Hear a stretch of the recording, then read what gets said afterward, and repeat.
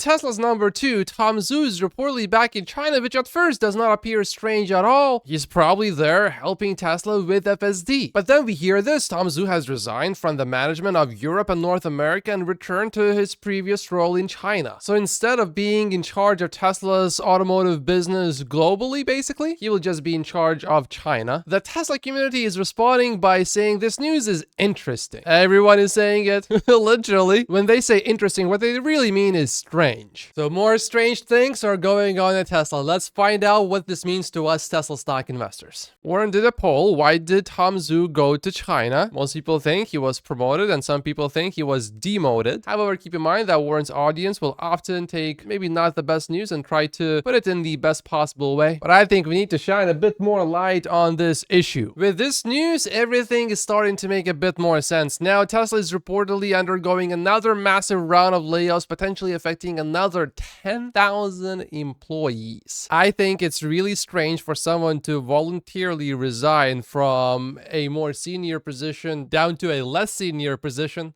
I think Elon asked him to resign, which doesn't actually make it voluntary, does it? James, though, doubts it's another 10,000 following the 15,000 or so already affected, but word on the street is that they are still definitely restructuring. So I definitely expect more strange things to happen sometime soon, like seeing the whole supercharger team just laid off. But if Tom Zhu was demoted, it's not a bad thing. It might actually be a great thing for Tesla. We know that everyone in China loves Tom Zhu, just like many of you like clicking the like button, which helps out a lot. Tom Zhu excelled in China. He has been a key player in Tesla's expansion in China since he joined the company back in 2014. Tesla is expected to double down on his focus in the Chinese market, and sometimes it's certainly possible to have someone in a specific role and they are so good at it that when you promote them, you cannot quite find anyone to replace them, and it actually makes more sense sometimes to put that person back into his previous position and just try to find someone else for that senior position. Electric Rise, Elon Musk's number 2 at Tesla, goes back to China as the CEO isolates himself at the top. Tom Zhu, by the way, led the very successful Gigafactory Shanghai effort. That factory was built so fast, but the Megapack factory in China is being a little bit slow. So maybe Elon is telling him, hey, look, make sure that that factory gets built as soon as possible. We know that Tom Zhu was even made in charge of North American sales, but in recent months, Musk took over North American sale operations from Tom Zhu, and Tom Zhu was officially listed under Tesla's leadership on Tesla's website together with Andrew Baglino, and these two are no longer going to be there anymore. But for now, Tom Zhu is still listed on Tesla's website. Electric has a theory, and that is Musk is cleaning house at Tesla at a time when his leadership is being challenged through his compensation package, which is sort of turning into a confidence vote. I think the confidence vote part is right. I think it's unethical to do it because the compensation was already approved, but I do agree with that assessment generally speaking. At the moment, looking at Tesla's executives, I don't see anyone who would be a clear choice for a replacement as a CEO, whereas before we had multiple choices. But if Elon Musk is paying a lot more attention to Tesla, I don't see that as a bad thing. If anything, I almost see that as a positive thing because he is spending more time at Tesla. So in the end, the net result, I think, is overwhelmingly positive. In the long term, there's definitely going to be noise, and tomorrow we could see a news story that makes no sense at all at a first glance, but time and time again, Elon Musk has proven and that in the end, he makes it work. And Elon is probably better suited to run Tesla's business in the US and Tom Zhu in China. So this news about Tom Zhu is not necessarily bad. Warren sees it as a positive thing, actually. Or at least the publication that he's quoting sees it as positive. As Tesla reorganizes, Elon has basically replaced a large number of vice presidents with a large number of directors, and Elon is trying to understand what is happening on the front line. In the meantime, Elon Musk says Warren Buffett, should take a position in Tesla stock. It's an obvious move. This was in reply to Gally saying, come on, Warren Buffett, sell all your Apple stock and buy Tesla stock. If he got a ride in a Tesla on FSD V12, and if it was, let's say, a 20-minute no interventions drive, maybe there's a possibility he would start changing his mind about Tesla stock. While Warren Buffett has been an incredible investor producing fascinating returns over his long career, I share the sentiment with Dylan. Am I the only one that doesn't care at all if Warren Buffett invests in Tesla? He's whiffed on Tesla and Bitcoin for over a decade. If you remember, around here, if you watched every single one of my videos from the beginning, at the end of 2022, I was getting excited about Bitcoin. I didn't buy any, but I was seriously considering it. My requirement for buying was it dropping from the peak roughly almost 80%. It didn't quite get there, but it was close. In the long term, I think Tesla stock is a safer investment because Tesla has cash flow and Bitcoin doesn't. So while I do like Bitcoin, I like Tesla quite a bit more. Dylan continues, Warren Buffett wants Berkshire to be America-oriented, but invested in BYD in 2008 instead of Tesla. I respect what he's done, but his value investing methods have led to Berkshire missing on some of the best investments in the digital and AI age. If you need Warren Buffett to invest in Tesla to have conviction about Tesla stock, you should not be invested in Tesla. 100% I agree with that. Warren Buffett buying Tesla stock, though, I believe would start a Tesla stock rally because he's so respected. People just follow what he does. And slightly similar to Morgan Stanley as well. When Morgan Stanley issues higher price targets for Tesla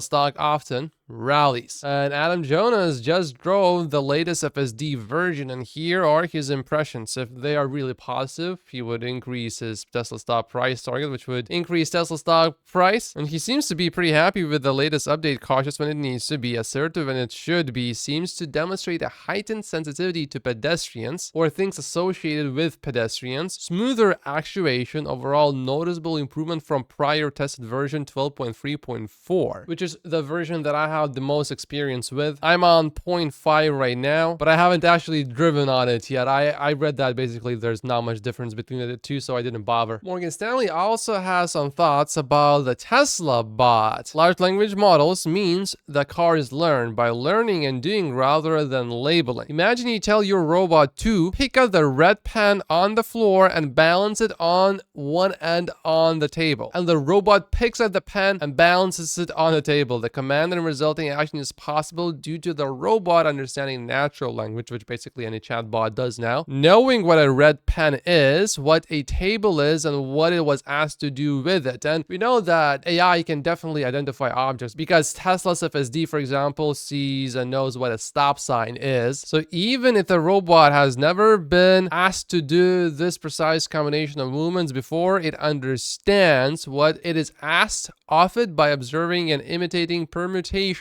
of such behaviors many times before, perhaps millions of times in reality and trillions of times in simulation. Even if it was never explicitly told what a red pen was, it just figured it out. 3 different compute systems working together. An expert in large language models and robotics at a major AI company tells us how the field of robot learning has changed profoundly in the past 12 months and how the chances of robots learning from AI has increased from near 0% to a point where anything is possible today. The combination of 3 different compute systems: A, inference computers at the edge; B, learning computers in data centers; and C, computers running the robot's digital twin in a simulation in a platform, is suddenly merging the AI and robotics world. And then the power of large language models like ChatGPT to combine the learning and vision is the catalyst. In other words, later on, you will also be able to just tell your Tesla vehicle what to do, where to turn. Park over there. Park in the garage. Oh, don't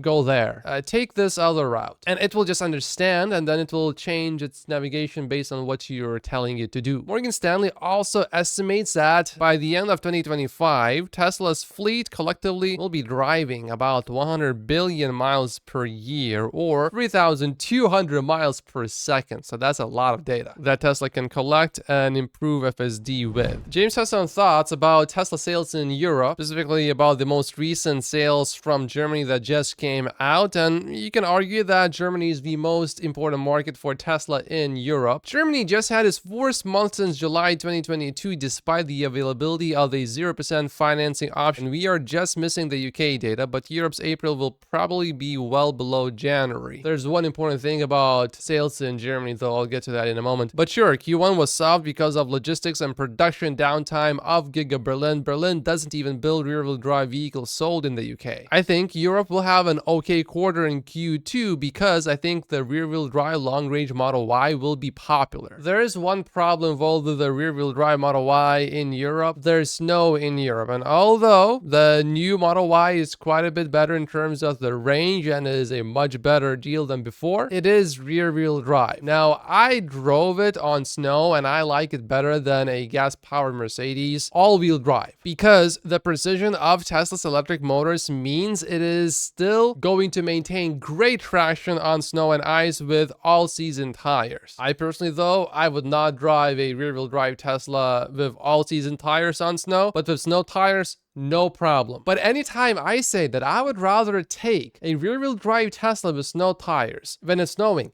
instead of a Mercedes that's all-wheel drive but gasoline powered, I have people in the comments who I assume are Tesla stock investors saying that no, that's stupid. But I am speaking from experience, and if you disagree with my opinion here, you are disagreeing with Elon Musk as well. And I'm sure you haven't tested Tesla rear-wheel drive in snow with snow tires then, because if you did, you would know it's pretty good. But of course, all-wheel drive is just next level. It's just that the rear-wheel drive version is good enough. But if some Tesla stock investors don't know it, I'm not sure if we can assume that a regular consumer in Europe is going to know this specific piece of information. So Tesla either needs to educate the customers better where it snows or release a front-wheel drive version. Anyway, James reiterates that the softness in Q1 was not supply related, but rather demand related. If it was true that March was negatively impacted by supply, we would have seen a strong month of April because orders would have been delayed into Q2. Instead, we saw the opposite. Specifically about Germany, though, here's someone from Germany, and the whole EV market is dead there. Subsidies canceled, very bad media with badly educated consumers, strong ICE lobby. It's a bunch of reasons, and I feel ashamed about it. But subsidies being canceled in Germany, yeah, that has definitely affected Tesla. There are no incentives in 2024, hence 2023 was inflated. And specifically in Germany, low sales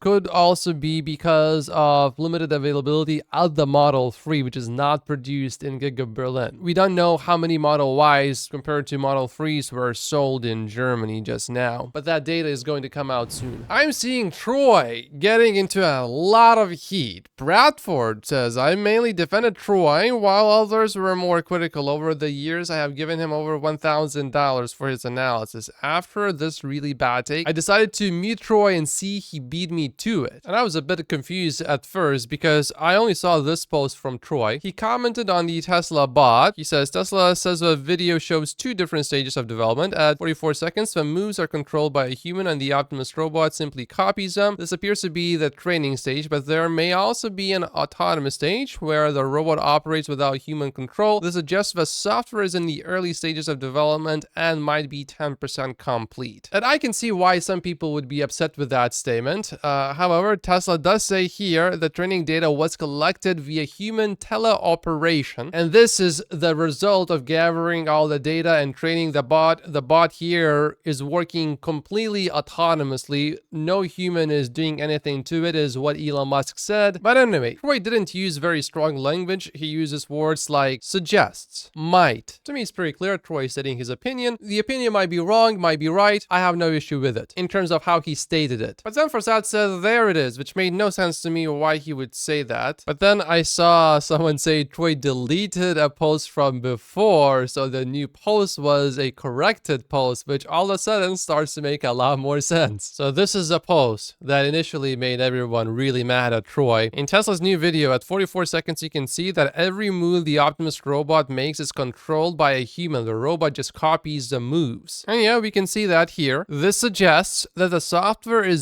0% complete. Now I'm starting to understand why everyone is so upset. The robot is supposed to understand and respond to its environment like a human, but they haven't even started working on that. So about the 0% statement, I would definitely strongly 100% disagree with that, because Elon confirmed the bot here is operating completely autonomously. Troy probably made that earlier post before seeing Elon make that comment, and then he corrected the post to 10% complete. And Bradford's post does reference that old post with 0% software completion. So all of it now makes sense. I personally don't have any problem with Troy at all. He changed his statement after he gathered more data, and I highly respect people that change their mind if they receive more data, and the data suggests that the opinion should be changed. I can understand his skepticism though. He explains why he was skeptical. I have no issue with that statement. Dave Lee has some thoughts about the Optimus bot. Optimus development and rollout, I think, will be very different than FSD. Unsupervised FSD is all or nothing. Either a human driving is driving or supervising or not, and the stakes are extremely high. However, Optimus will be tackling useful tasks that aren't life-death tasks. For example, driving. These tasks will be rather mundane, and Optimus can master the easy ones first and incrementally move to more difficult ones, all while increasing its utility and value provided. I personally definitely want Tesla to keep working on the Optimus bot. Elon Musk said that without him, FSD would be solved, but he's not so confident about the bot. I think without Elon Musk, I would put not much faith in Tesla getting the bot right eventually. But as long as Elon Musk remains at Tesla, I think the chances of Tesla succeeding with the Optimus bot eventually are very high. Troy got himself into another exchange, this time with Farzad. There are a lot of overly optimistic Tesla fans who think the Optimus robot is about to enter volume production, but that's just not true. It will likely take another 5 to 10 years of development before it can even be considered for commercial use. I'm pointing out that neither FSD nor Optimus is ready yet. The progress chart below by Edgecase shows that FSD is about 65% complete. We don't know how long it will take to reach 100%, but the chart helps us track the progress. We need a similar chart for the Optimus robot. If you have experience in this area, please consider creating one. I would reward that earlier statement that Tesla fans